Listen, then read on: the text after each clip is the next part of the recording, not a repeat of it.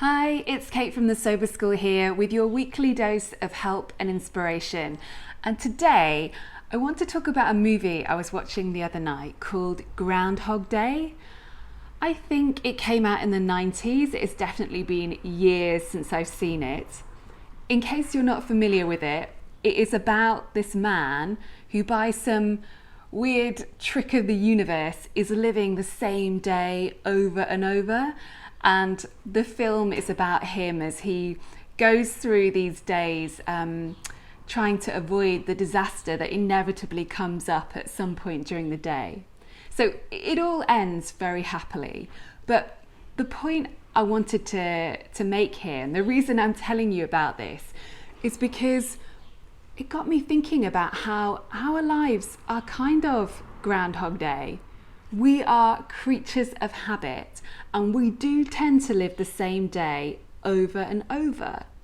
We get up, we do the same thing when we get out of bed, we eat similar foods, and we go through very similar routines day after day after day.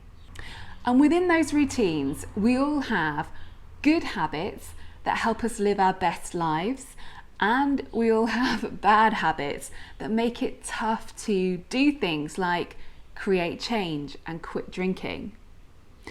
So when it comes to living an alcohol-free life, I want to encourage you to start thinking about what your good habits and your bad habits might be. Now, when I help women to stop drinking and they join my online course, one of the first things we'll do is look at what's going on in their day in the build up to wine o'clock.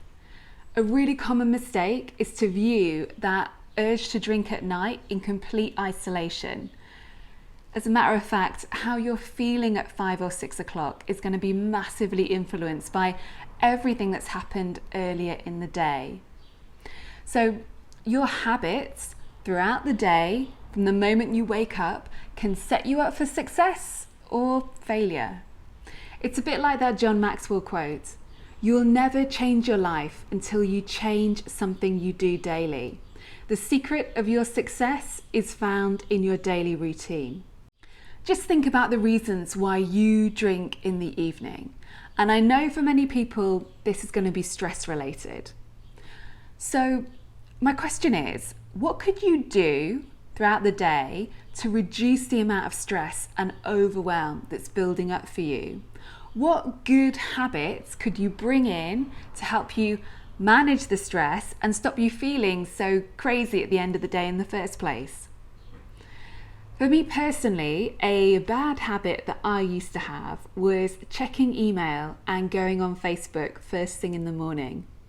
I used to pick up my phone and actually do this in bed sometimes, and it was so bad because it meant that right from the word go, I was in a reactionary mode, and I was starting the day already feeling overwhelmed and behind on everything I needed to do. Plus, gosh, don't get me started on social media. You're only ever seeing other people's highlight reels, so scrolling through all that stuff first thing in the morning just doesn't set you up for a great day. I recognize that was a bad habit. How I changed it is by not actually letting my phone come into my bedroom. I just leave it in the living room the night before, and I use an old-fashioned alarm clock instead. So now it's time for you to have a think about what habits you could program into your day to make sobriety easier for you and more likely to happen. So for example, you'll have heard me say before that feeling hungry and dehydrated makes cravings for alcohol a lot worse. In fact, a lot of people confuse genuine hunger and thirst for urges to drink. So, a good way to stay on top of that and to prevent that from happening will be to put a reminder on your phone that prompts you to drink a bottle of water and have a snack at 4 o'clock. That way, you don't have to think about it, you don't have to remember, it's just going to be something you do. Another good habit you might want to work on is taking a proper lunch break. If you normally eat lunch at your desk, you will be feeling that later in the day. You'll be more stressed, you'll be more tired and less productive, and ultimately less inclined to stick to your sober goals when you go home. One of the women I worked with earlier this year realised this was a real issue for her, but she couldn't get out of the habit of it.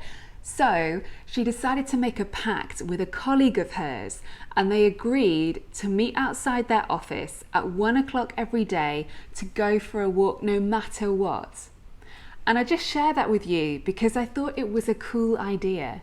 It's really hard to back out of something like that if you know that someone else is literally downstairs waiting for you to come outside. Now, a lot of the habits I'm talking about today come down to taking better care of yourself. Ultimately, if you're needing to use a powerful drug like alcohol in order to cope with a very average Monday, then that is probably a sign that something in your day isn't quite right or could be improved. So I'm Kate B. Wherever you're watching this, please scroll down and leave me a comment.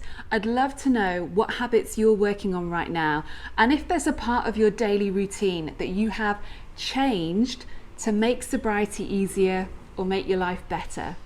Let us know in the comments, and I hope you have a great week.